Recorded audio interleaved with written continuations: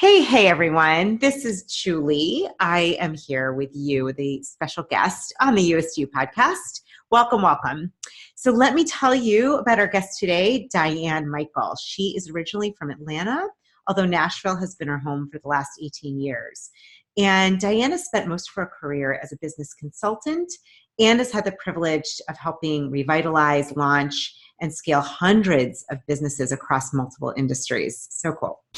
Early on in her field, she was not allowed to be feminine. Diane was told to cut her hair, wear very little makeup, stud earrings, dark pantsuits. She was actually allergic to the studs and the things that she was asked to wear on every level, but it was the way things were done in the 90s. So in the mid-2000s, when she opened her own firm, she was informed and intentional about just being herself. And it worked out fine because she ended up finding clients that really loved her authenticity and her transparency.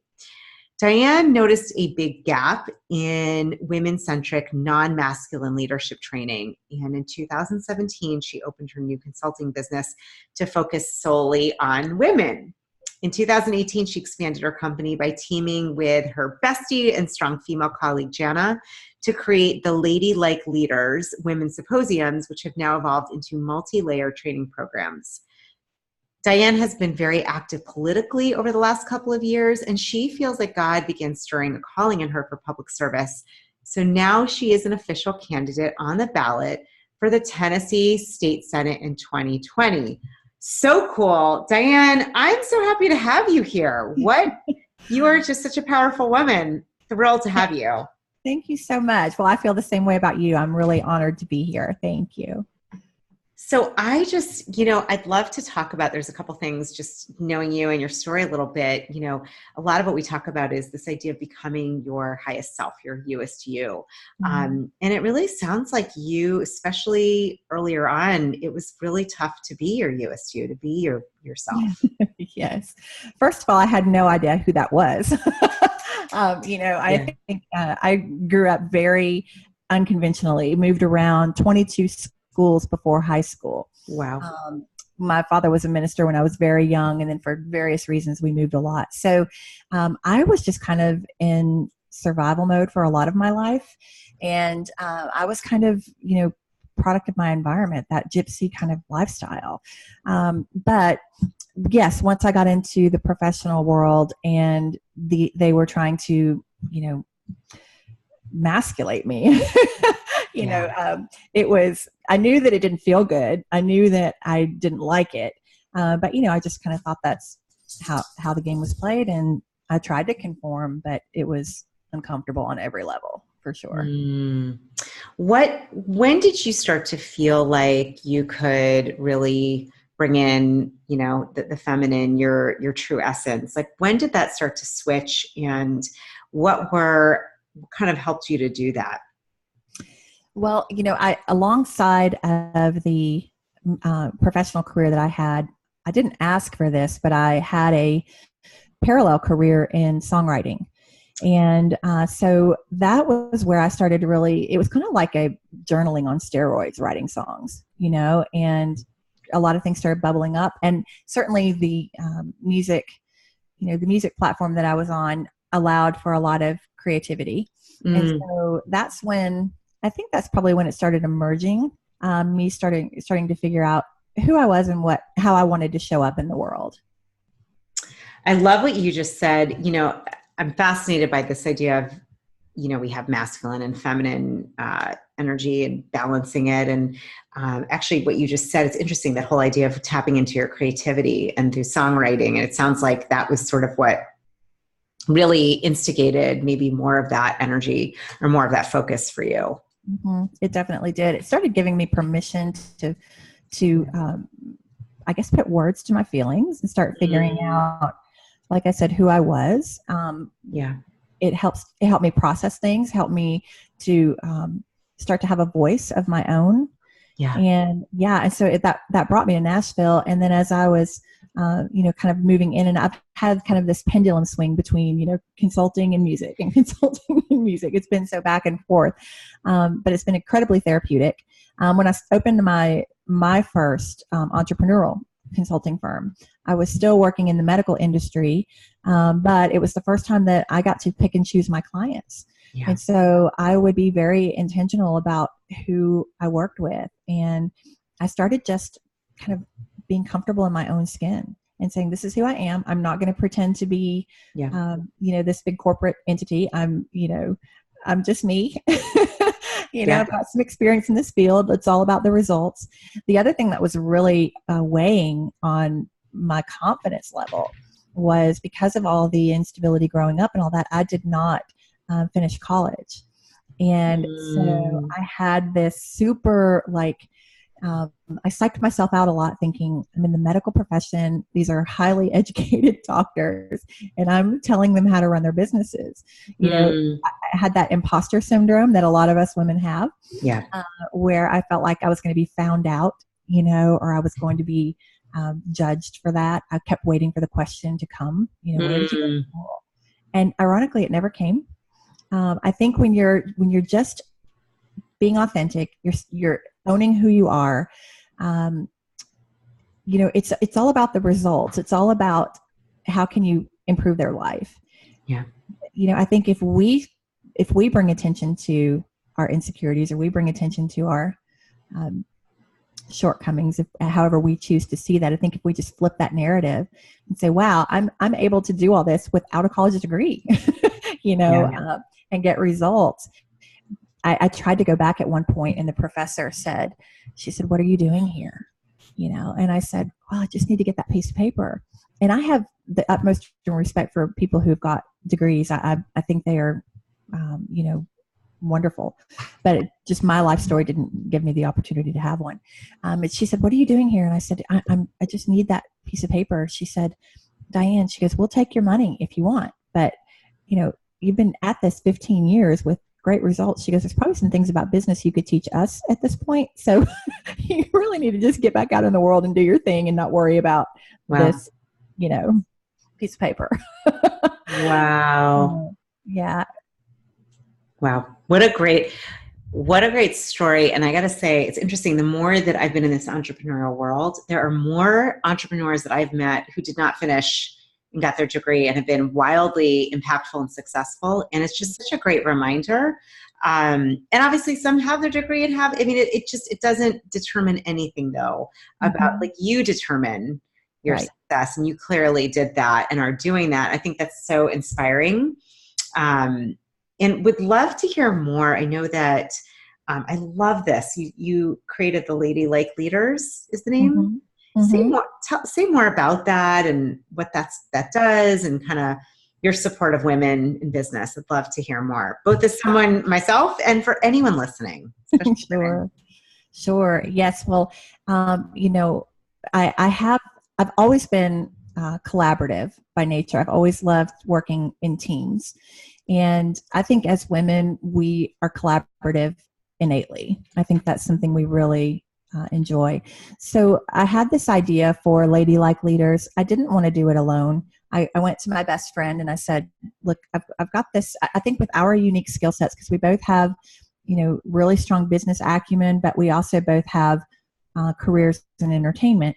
And there are a lot of crossover skills that I think apply, where as far as I don't want to say working a room, but connecting to a room full of people, or skills like delivering with confidence, being able to get up and like you say, step into your You-est You and own the room, own that position.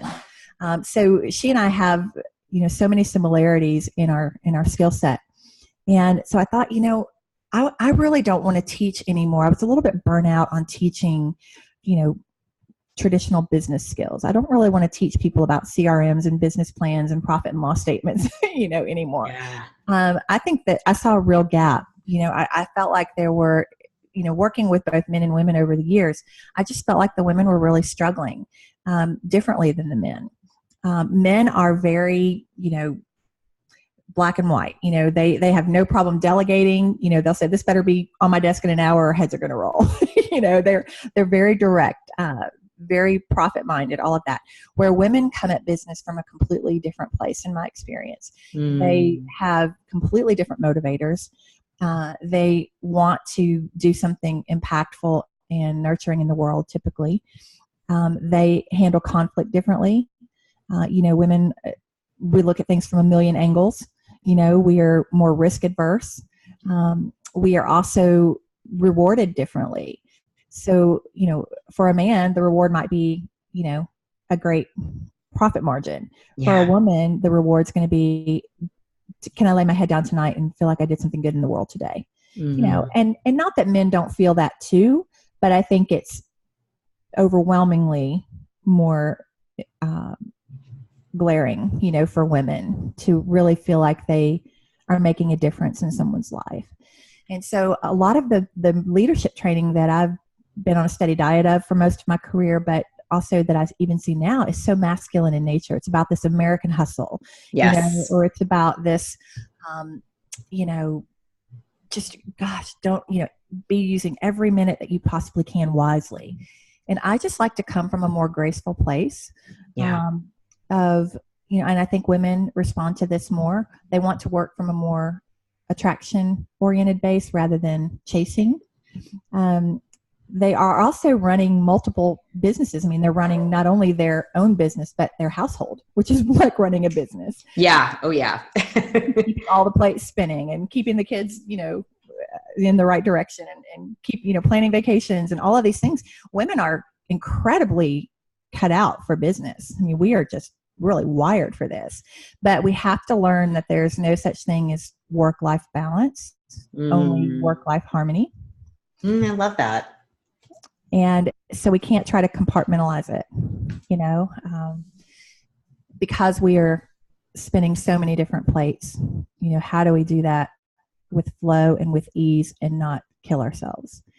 So we came up with these topics, and I'll just kind of share a few of them with you. But one of them is, overcome the overwhelm and never look like a hot mess. I love that. Or master a graceful strength. You don't have to trade your femininity to be taken seriously or respected. Delivering with confidence across all the different media channels. We're asked now to deliver presentations in boardrooms, or we're asked to give keynote addresses, or we're asked to lead team meetings, projects, even give webinars, even do podcasts, things like this. So how do you deliver with confidence? And my partner, Jana, is excellent at reinforcing the physical aspects of our body. As I'm teaching the mindsets and perspectives, she's balancing that with teaching them how to get their nerves under control and how to really work their voice, how to understand their voice, and how to understand that delivery, and how it needs to be different across different media platforms. How to stand, when you walk into a networking room and you're in a group setting, how do you carry yourself? How do you show up? How is your voice, what you're saying, how you're saying it, how you're walking around, how you're speaking, all of that needs to be in alignment. Yeah. And so she is wonderful at that. She calls it brand you, so it's, you are the brand, you are representing your company. And then another fun topic we have is take your seat at the men's table. So when you're in very male dominated settings, how to hold your own and not be rattled or not shrink back in the corner feeling like you don't have anything to contribute. So these are the things that we started last year presenting in the form of women's symposiums. We would pull women together in these gorgeous settings. And one of them was, for instance, a gorgeous wedding, what am I trying to say? Like where they hold beautiful weddings in Atlanta. Right. We rented a gorgeous space that overlooked some gardens and had women come in last year for that. We wanted it to not be like a seminar, to not be in a hotel ballroom. And we just loved on them all day and presented topics like this. And we did several of these last year. What we saw was that the women were starving for this kind of content. Yeah. And a one-day, symposium just wasn't going to cut it. Yeah. But Jan and I, although we had private clients, we can only we can only take on so many of those, and then we're kind of stuck. So we were looking at ways to scale, and we thought, how can we help more women still show up personally? Because we're all about that personal energy in the room, and not strictly make it a webinar, and really be able to help more women. So we've come up with this membership idea, and it's so women just pay a monthly membership fee, and they show up, and we have a live class every month where they get Jen and I in person, and then we follow that up with calls to make sure the information sticks. And then they'll get VIP access to our symposiums. They will have opportunities to network just with the Ladylike Leaders group. And it's about building a community. It's all about building a community around the concept of lady up and don't quit. I love that, lady up and don't quit. That's so great. I love this. I think it's so important. We are definitely like-minded. I have just similar ways of trying to connect with women, and we need this. I think women in general, and men listening too, I know that, I know a lot of amazing men that would love to have more opportunities to connect. I just think with women as natural, creative collaborators seeking support and connection, what you're doing is so important. I mean, I'm with you. I know it personally as a female and entrepreneur, but also just what I've seen in getting out there and some of the work I've been part of or done. And I can hear from you. I love that. You said, what'd you say? Lady up. I love that. Yeah. It's our tagline, lady up and don't quit.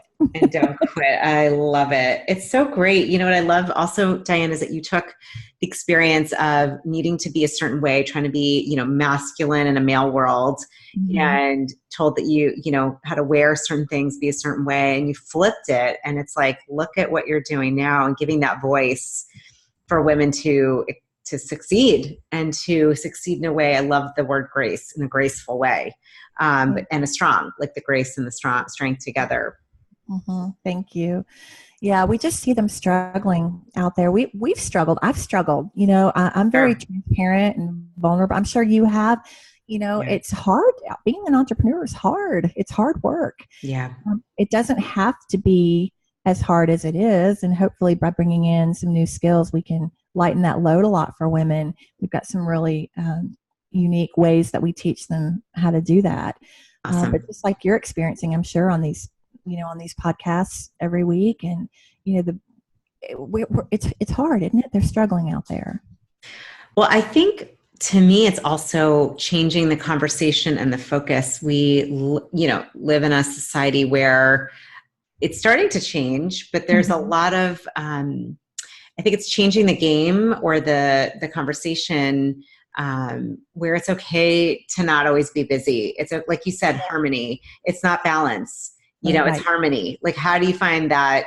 I'm thinking of like an orchestra, right? Some instruments play at different times, but you have them all there. I mean, I think that's what hit me, is like going from that work-life balance to really, I love what you said. It's that harmony. It's finding a space for both, and finding the ability to harmonize both. Because I know for me, having a family, having a career, and finding a way to harmonize it, that's really the question. And, I love coming from that place of support and collaboration. The more that we can do that, the better. And I think, I love what you're up to. Just talk about running. So what your goals and aspirations are for 2020. I know you're on the ballot for the state Senate. That is so cool. Yay. Thank you. How did that come about? Yeah. What, how did you get into that? How did you get interested? I'd love to hear more. Sure. Can I back up real quick? I want to say one thing about the work-life harmony real quick. I just don't want to absolutely. And then we will talk about the Senate, I promise. Yeah, bring it on. One thing that might be really helpful for your listeners, I hope, maybe just a nugget, maybe. Sure. Is, when you're I love the way that you referenced the symphony, by the way. I thought that was a beautiful analogy for that. But what I try to teach them is take the down moments when you can get them during the day, and don't feel guilty about it. Yeah. So if you've got like an hour or 2-hour window, what I call the white space on your calendar. You know, there sometimes I travel with a blanket in my car all the time. And even if I just get 15 or 30 minutes to myself, I will go to a park and I'll spread that blanket out on the grass and I'll just lay there and look up at the sky. Oh, I love that. Or Awesome. if I have a few minutes and I can, go sit by the pool, even if I can't fully get in my bathing suit, just something, but there's something about getting in touch with nature that puts things back into perspective too. So I just wanted to capture that thought as it was going by. So Love it. Indulging that. But yeah, when I talk about the graceful strength, I also like to talk with that about following your next breadcrumb or following wisdom. Yep. And we women, we have a very strong intuition. We have a very strong voice. That when I say strong, I don't mean loud. I think for women, we've got two voices that are shouting at us all the time. One of them is fear and the other one is insecurity. They are very relentless shouters in our mind. But wisdom whispers. Yeah. And so I think just getting still like that, in nature, I think you can learn to silence those shouters and really start to listen to what's calling you inside. And we just need to trust and follow that wisdom. So that's what kind of started happening in me 2 years ago. I just started hearing that whisper to public service. And at first I was really shocked by it. I'm very open about my faith. And I felt, I was just having this conversation with God, like, you cannot possibly be serious. Like, what are you saying to me right now? It was bad timing and all of that. I'm like, yeah, this is really not happening. But, God's very persistent too. That whisper is, I've followed it enough times to know that I can trust it, even when it doesn't make sense. And so these random invitations just started showing up in my life. The first one was from my group NABO, it's the National Association of Women Business Owners. They just called me out of the blue one day and said, "Hey, we really want to fill our political advocacy chair. Would you be interested?" And I just kind of got tickled, and without even thinking about it or knowing what I was signing up for, I said, "Yes, I will." I feel the calling. And so I started doing that. That started putting me into rooms with some lawmakers on Capitol Hill here in Tennessee. And then the next call came to an invitation to serve on our Nashville Mayor's Minority Business Council. And again, just said yes. I had no idea what I was doing.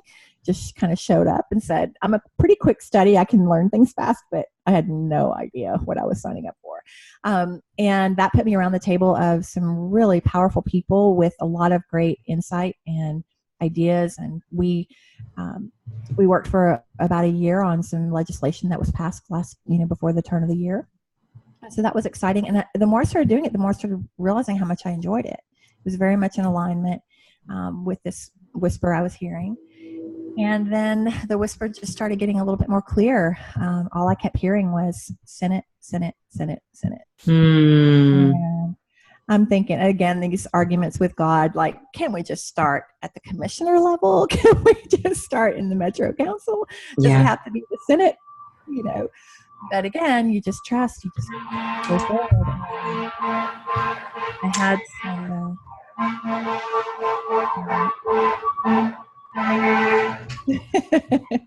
of things that happened that I won't go into too much, just some injustices that I was a part of. It kind of finally gave me that oomph that I needed to finally agree. And I just kind of heard in my spirit, you can complain about this and sit back and watch it from the bench, or you can get in there and do something about it. And, so I surrendered in January and agreed to go into this.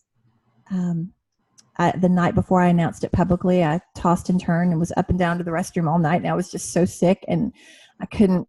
I wanted to run and back out. I got on the phone with my coach the next morning. I always recommend, even as coaches, having a coach. And she said, "What's got you all worked up?" And I said, "I just feel like I'm going into the lion's den." And she said, "Yeah, okay. Well, how did that work out for Daniel?" Got it. I said, well, she said, we can focus on the lions and the teeth and all that, or we can focus on the fact that he came out unscathed. Mm. So, it's just whatever narrative you want to pull up in your mind and listen to today, So now it's been 3-4 months since I announced, and I'm not scared anymore. I'm just obedient. There's still some aspects of it I'm not completely looking forward to, your life being an open book. Not all that exciting. And, you see how people they can be cruel in social media and all of that. But, I think this is something, maybe another nugget for people who might be listening, who are thinking about stepping into something new, especially if it's the whisper, that next breadcrumb for them. Yeah. You just have to do it afraid sometimes, and you have to, again, just trust that wisdom and life have your back. Yeah. Wow. It's beautiful. Diane, there's a lot in what you just shared. Obviously, listening to that calling, that whisper, stepping into something new for you, stepping into something that, it sounded like in the beginning, you were like, are you kidding? Like, what am I doing? Like, I haven't done this before. And I love what you said. You do it afraid, and getting really clear, like, how are you going to narrate this story? Are you going to focus on the fear, or are you going to focus on that this is you're taking a step of courage and hopefully making impact. Right. That's so powerful. I'm so honored to have you here. Just all that you've talked about and shared about with your own story. And then really what I get from you is that living and breathing what you teach, that graceful strength, that walking through with courage, even if you feel fear, listening to that inner wisdom, creating connection, collaboration. I mean, it's partly why I wanted to interview you. I am all about that. And I think anyone listening is going to be elevated after hearing you. And thank you. Thank so you so much. Appreciate you. Where is the best place? We'll have this in the show notes, but where can people find you, Diane? For the Ladylike Leader information, it's just ladylikeleaders.com. Love it. And then for the Senate, if they'd like to look at that, it's Diane Michel for Senate.com. Awesome. And I'll have that written out too. .com. Awesome. You're such an inspiration. Thank you for being part of our community and sharing your wisdom. You're awesome. Thank you for asking me. And I really enjoyed it, Julie. Appreciate it.